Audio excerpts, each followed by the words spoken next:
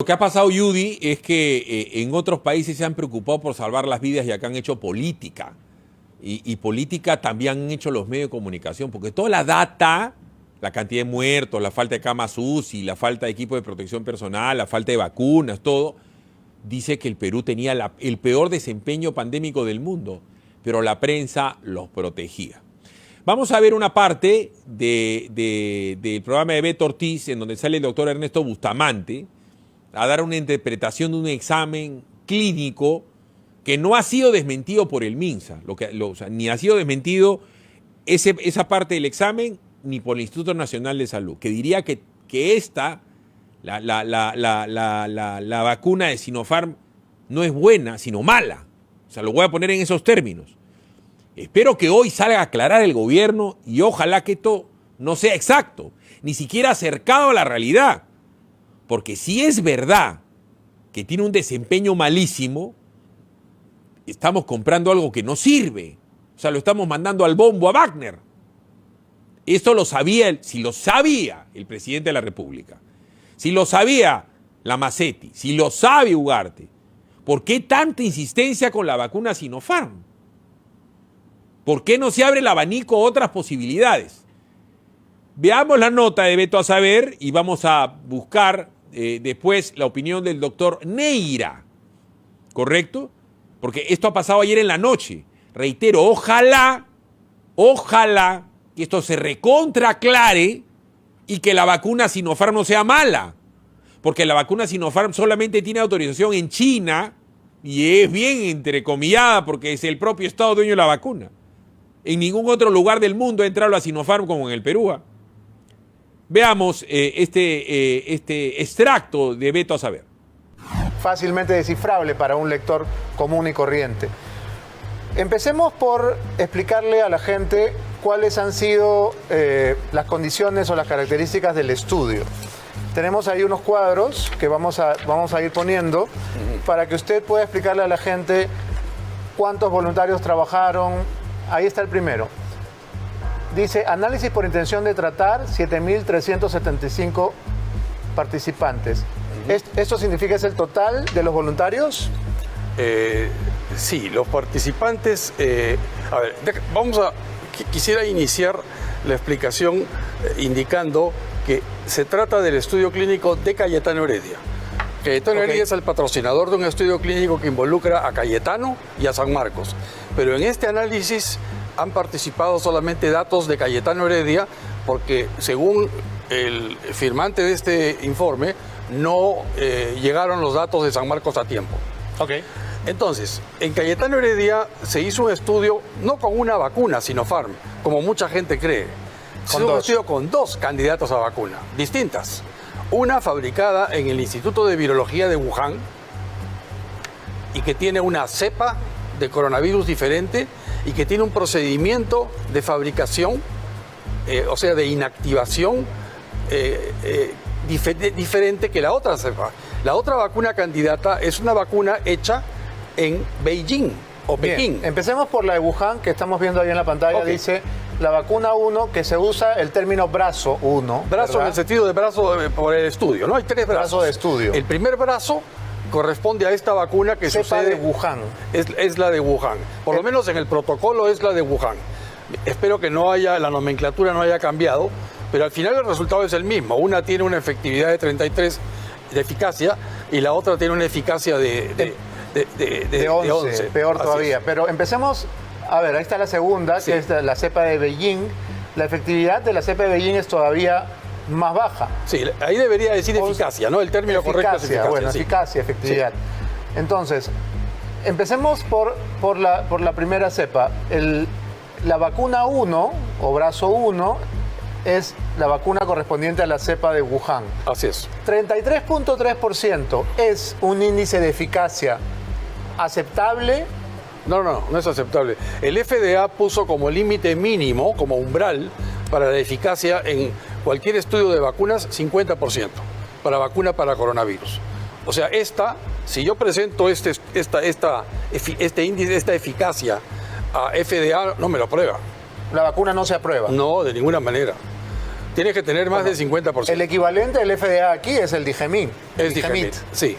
O sea, Digemit no podría aprobar una vacuna que tiene una eficacia del 33%. Bueno, la aprobó confiándose en notas de prensa, porque sucede que todas las demás vacunas tienen publicaciones internacionales. Hablo de Pfizer, Moderna, la misma vacuna rusa, Johnson & Johnson, AstraZeneca, tienen publicaciones en The Lancet, en el New England Journal of Medicine, en revistas de reputación A1, explicando el ensayo tipo 3 y después de una revisión por pares, entonces se acepta que esta vacuna tiene 91 o 94%. La vacuna Sinopharm no tiene ninguna publicación. Nos habían dicho que tenía el 80 y algo, ¿no? 79%, de acuerdo a declaraciones de la misma empresa, en base a estudios hechos en Emiratos Árabes, entiendo que en Egipto y en Pakistán. En la misma China no, porque en China no tienen casos. Entonces en China no pueden hacer un estudio fase 3, porque no tienen casos, como para saber si hay eficacia o no. Entonces por eso recurren a otros países. Okay, pero no hay publicaciones. Y esto que ha salido, esto que estamos mostrando hoy día, son los resultados del estudio clínico del Perú. Del Perú, claro. Así es. Y ese resultado es horrible. Indica que ninguna de las dos vacunas, además no sabemos cuál es la que hemos comprado. Ese 1.000.000 de dosis que ha llegado en enero, a principios de febrero. A ver. No sabemos si es la de Wuhan. Lo primero o la es que de no Beijing. sabíamos que eran dos vacunas.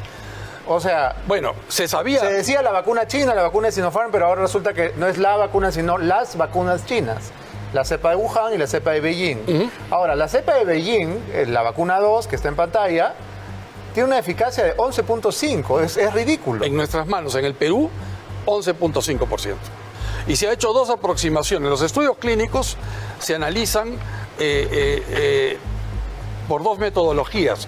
Uno es según el protocolo y otro según lo que se llama intención de tratar. Un ejemplo, intención de tratar es lo siguiente. Si se le aplica la primera dosis a un grupo de pacientes o de participantes, como se les llama, y un grupo de ellos, en este caso fue 98 pacientes, no recibieron la segunda dosis.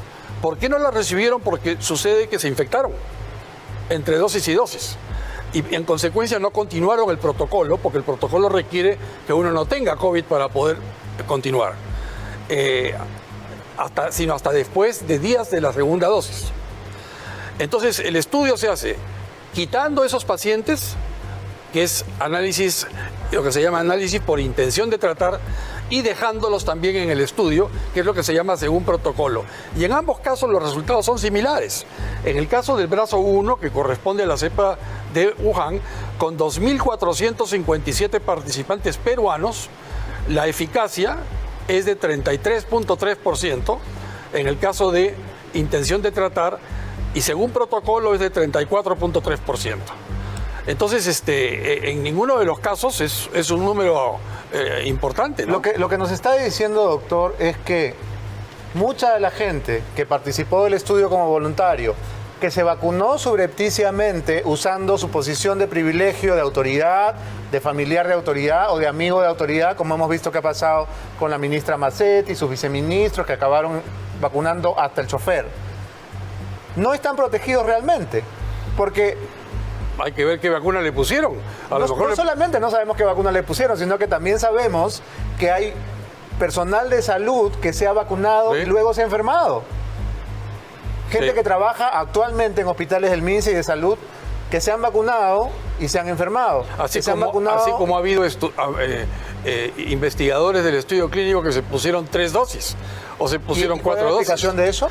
Bueno, a lo mejor se enteraron pues hace unos meses que la vacuna no tenía la eficacia que se decía. El señor Málaga se puso 3 dosis. Parece que sí, ¿no? La señora Cecilia Blume se puso 3 dosis. Entonces a lo mejor esto se conocía ya antes. O sea, yo recién tomo conocimiento de esto. Pero ¿en qué cabeza cabe a ver, cuál podría ser la explicación de que un país compra para proteger a su ciudadanía una vacuna que no está aprobada, que recién vamos a estudiar y de la que tenemos además rumores de que no es tan buena? Porque de paso, ¿no es cierto?, nos estamos poniendo 3 por si acá porque 2 no son suficientes. parece una cosa de locos. A mí me da mucha vergüenza porque este estudio se ha hecho en la universidad en la que yo me gradué, luego de estudiar muchos años y donde fui profesor por muchos años. O sea, a mí me da mucha pena pero tengo que decir las cosas como son y decir la verdad. Este estudio es un estudio viciado. Y además, parece que ha sido dirigido políticamente y no científicamente. Estos resultados son inaceptables. Además, desde el punto de vista ético, ¿cómo es posible que yo siga dándole una vacuna que sé que es igual que agua destilada a 2.500 personas, cual si fuese una vacuna candidato que funciona? O sea, yo ya sé que no funciona, ¿cómo así le puedo seguir dando esa vacuna? Eso no es ético. Peor aún, doctor, ¿cómo así un país puede decidirse y poner todos los huevos en la canasta de Sinopharm y decir, vamos con Sinopharm, no queremos rusos, no queremos Gamaleya, no queremos Sputnik, no queremos Pfizer, queremos a los chinos? Y resulta que la vacuna que por la que se moría Vizcarra y por la que se muere Sagasti tiene 11.5 de eficacia. Es decir, con esa vacuna no se protege a nadie y la gente se va a seguir muriendo. Es un juego, es agua destilada. Y hay una cosa interesante. La gente que se puso la vacuna, o sea, en el grupo de la vacuna, entre comillas, vacuna 2, o sea, la que tiene 11% de eficacia, hubo un muerto. O sea, en el estudio clínico peruano ha habido 3 muertos.